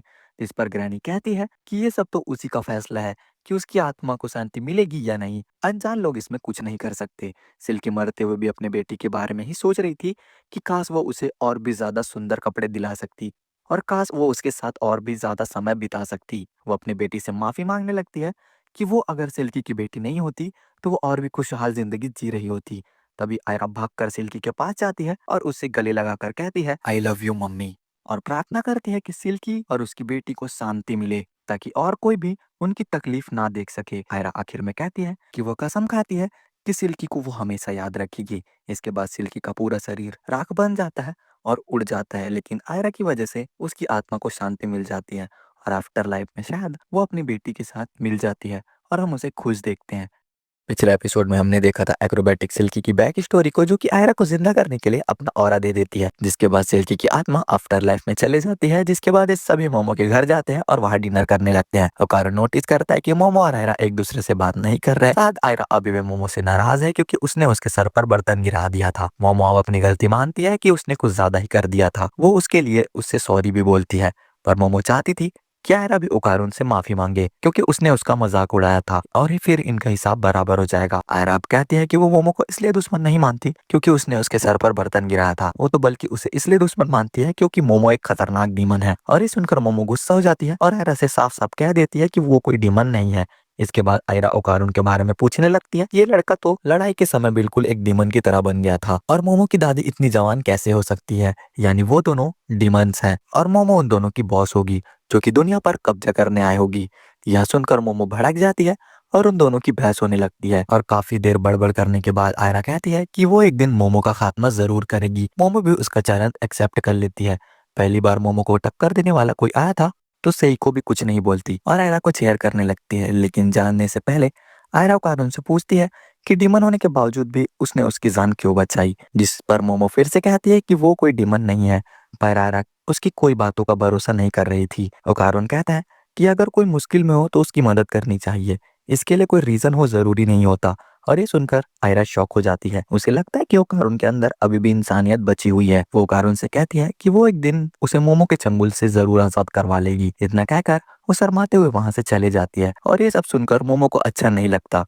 वहीं आयरा भागते हुए सोच रही थी कि वो एक इंसान है और ओकारुन एक डीमन, उनके बीच कोई रिश्ता नहीं रह सकता। इसके बाद टर्बोग्रानी ओकारुन की बॉल को उसकी सही जगह पर लगाने लगती है, जिसके लिए टर्बोग्रानी और साइको एक बेसबॉल का गेम खेलते हैं। टर्बोग्रानी उस बॉल को जोर से फेंकती है और साइको उसे बहुत जोर से मारने की कोशिश करती है, पर वो चूक जाती है और वो बॉल ओकारुन को जाकर लगती है और ओकारुन चिल्लाने लगता है और अब उसे अपनी एक बॉल मिल चुकी है। फिर उसके लिए सभी खुश होते हैं।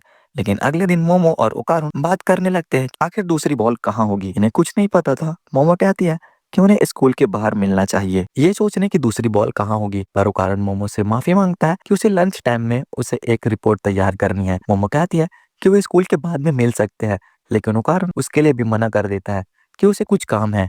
अब मोमो मान जाती है और लंच करने के लिए अपने सहेलियों के पास जाती है, पर मोमो को शक हो रहा था कि ओकारुन उससे कुछ तो छुपा रहा है। मोमो की सहेलियां कहती है कि कहीं उसने दूसरी लड़की तो नहीं पटा ली। इस पर मोमो कहती है कि ओकारुन से कहाँ कोई पटने वाला है, पर फिर आयरा के बारे में सोचती है। इसके बाद मोमो कोल्ड ड्रिंक लेने जाती है और रास्ते में वो सोच ही रही थी कि उसे इतना अजीब फीलिंग क्यों हो रहा है और वो ओकारुन से मिलना चाहती थी।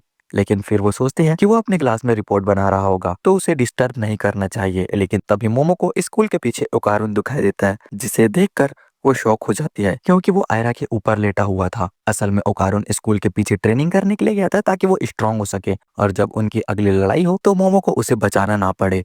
दूसरी बॉल ढूंढने में फिर से उसे किसी खतरनाक मॉन्स्टर का जरूर सामना करना पड़ेगा और ओकारुन चुप चुप कर उसी के लिए ट्रेनिंग कर रहा था। तभी वहां आयरा आ जाती है और वो ओकारुन को लाइक करने लगी थी और वो उसे किस करने के लिए आगे बढ़ती है, पर ओकारुन उसे अपने से दूर ढकेल देता है। आयरा को लगता है कि जब कोई इंसान अपनी फीलिंग्स के बारे में किसी को बताता है तो वो उसे सीधा किस करता है और लड़का चुपचाप किस को एक्सेप्ट कर लेता है। उसने ऐसा अपने डैड की किताब में पढ़ा था और एक वीडियो में भी देखा था। ओकारुन आयरा को समझाता है कि ऐसा कुछ नहीं होता, ये तरीका गलत है। ओकारुन को ये यकीन नहीं होता कि आयरा लड़कों में इतनी फेमस है, फिर भी उसे रोमांस के बारे में कुछ नहीं पता। आयरा बताती है कि पॉपुलर होना अलग बात है, पर उसे रिलेशनशिप के बारे में कुछ नहीं पता। वो फिर से ओकारुन को किस करने के लिए आगे आती है, लेकिन ओकारुन किसी तरह उससे अपने से दूर रखता है और इस लड़ाई में आयरा ओकारुन को अपने ऊपर गिरा लेती है और इस पोजीशन में मोमो उन्हें देख लेती है, जो देखकर उसके हाथों से कोल्ड ड्रिंक छूट जाती है। मोमो को ये देखकर बहुत निराशा होती है और वो यहाँ से जाने लगती है। ओकारुन इसके पीछे जाकर उसे समझाने की कोशिश करता है कि उसने जो देखा वैसा कुछ नहीं था, लेकिन मोमो उसकी एक बात सुनने के लिए तैयार नहीं थी क्योंकि उसने मोमो से झूठ बोला कि वो रिपोर्ट बनाने जा रहा है, जबकि वो तो यहाँ आयरा के साथ मेकआउट कर रहा है। उसकी शर्ट भी खुली हुई थी और उसने पसीने भी आ रहे थे,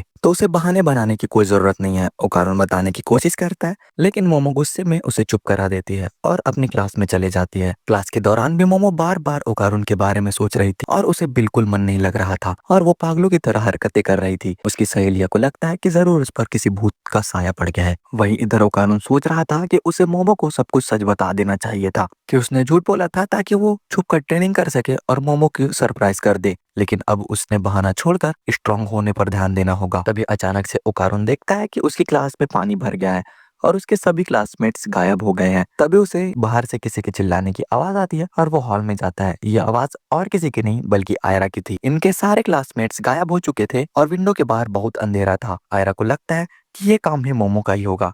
ओकारुन अब मोमो को ढूंढने लगता है, लेकिन वो अपनी क्लास में नहीं थी। ओकारुन को ऐसा लगता था कि वो ऐसी जगह पर पहली बार भी आ चुका है। इधर मोमो विंडो को खोलने की कोशिश कर रही थी, लेकिन वो नहीं खुलती। वो पूरी तरह से लॉक्ड थी। यहाँ पानी का लेवल धीरे धीरे बढ़ता जा रहा था। मोमो सोचती है कि पता नहीं ओकारुन कहाँ होगा या फिर ये सब सिर्फ उसी के साथ हो रहा है। लेकिन ओकारुन के बारे में सोचकर उसे फिर से गुस्सा आने लगता है। तभी उसे अपने पीछे कुछ आवाज आती है और वो वहां देखती है तो एक बड़े से सांप जैसे क्रिएचर को देखती है और उसे देखकर वो क्लास की तरफ छुप जाती है। लेकिन पानी में जरा सी हलचल करने से उसे मोमो के बारे में पता चल जाता है और वो उसे ढूंढने लगता है। इसके बाद वो गॉडजिला की तरह अपने मुंह से लेजर बीम निकालकर मोमो के क्लासरूम पर हमला करता है और उसे पूरा डिस्ट्रॉय कर देता है। जिसके बाद क्रिएचर यहाँ से चला जाता है, लेकिन मोमो को कुछ भी नहीं हुआ था और वो सोचने लगती है कि आखिर ओकारुन कहाँ होगा। इधर आयरा और ओकारुन को भी उस क्रिएचर के ब्लास्ट की आवाज आती है। आयरा पूछने लगती है कि ये सब क्या हो रहा है। ओकारुन को भी कुछ नहीं पता था और वो बताता है कि उसके और मोमो के साथ ऐसा पहले बार भी हो चुका है। तब एक एलियन ने उन्हें चारों तरफ से कैद कर लिया था और उस समय वहां भी काफी ज्यादा अंधेरा था। जब उन्होंने उस एलियन को हरा दिया तो सब कुछ नॉर्मल हो गया था। आयरा सुन के हैरान हो जाती है और पूछने लगती है कि एलियन सच में होते हैं। ओकारुन कहता है कि बिल्कुल होते हैं, बल्कि वो तो भूतों से भी ज्यादा बुरे होते हैं। आयरा पूछती है कि एलियंस को उनसे क्या चाहिए, जिस पर ओकारुन कहता है शायद वो लोगों के रिप्रोडक्टिव ऑर्गन्स कलेक्ट कर रहे हैं। तभी वो दोनों के सामने एक केकड़े के सर वाला एलियन आ जाता है, जिसने अपने हाथों में बॉक्सिंग ग्लव्स पहने हुए थे और ये बोल भी रहा था। फिर ये एलियन इन पर अटैक कर देता है तो ओकारुन तुरंत ही अपने टर्बोग्रानी वाले रूप में आकर आयरा को बचा लेता है। ओकारुन वहीं आयरा को वहां से जाने के लिए कहता है ताकि वो इस एलियन से लड़ सके, पर अचानक ही ओकारुन को चक्कर आने लगता है और वो अपने असली रूप में आ जाता है। ये काम किया था उन्हीं सर्पो एलियंस ने जिन्हें हमने पहले एपिसोड में देखा था और वो अब ओकारुन से बदला लेने आए थे। आयरा उसे देखकर शॉक हो जाती है और उसे क्रॉस दिखाकर डराने की कोशिश करती है, पर ओकारुन से भागने के लिए कहता है क्योंकि ये एलियंस लड़कियों को ही टारगेट करते हैं। वो एलियन अपनी पावर से आयरा को दूर फेंक देता है और बोलता है उन्होंने इस जगह को ऐसे एडजस्ट कर दिया है कि सिर्फ हाई स्पिरिचुअलिटी वाले लोग ही इस पर एंटर कर सकते हैं। तो आसान शब्दों में कहो तो एलियन ने यहाँ पर डोमेन एक्सपेंशन कर दिया है। खैर ये एलियन ओकारुन को बताते हैं कि यहाँ वो लोग इसलिए आए हैं क्योंकि उन्हें ओकारुन का बनाना चाहिए। ओकारुन बेचारा चिल्लाता है कि सब लोग उसके बनाना के पीछे ही क्यों पड़े हैं। इन एलियंस ने पिछली बार जब ओकारुन को पावर्स को देखा था तो वो काफी इम्प्रेस हो गए थे और अब उन्हें ओकारुन की पावर्स भी चाहिए। तो वो ओकारुन को एक्सपेरिमेंट की तरह यूज करेंगे और उसकी पावर्स को अपने अंदर ट्रांसफर कर लेंगे। ओकारुन उन्हें समझाने की कोशिश करता है कि ये पावर उसे एक कर्स से मिली है, उसके अंदर कोई खास बात नहीं है, वो आम लोगों से भी ज्यादा कमजोर है। एलिस ने अपने साइकोकिनेसिस पावर से उसकी पावर्स को दबा रखा था, जैसे ठीक मोमो अपने पावर से उसकी पावर को दबाए रखती थी, जिससे वो अपने टर्बो मोड में ट्रांसफॉर्म नहीं हो पा रहा था।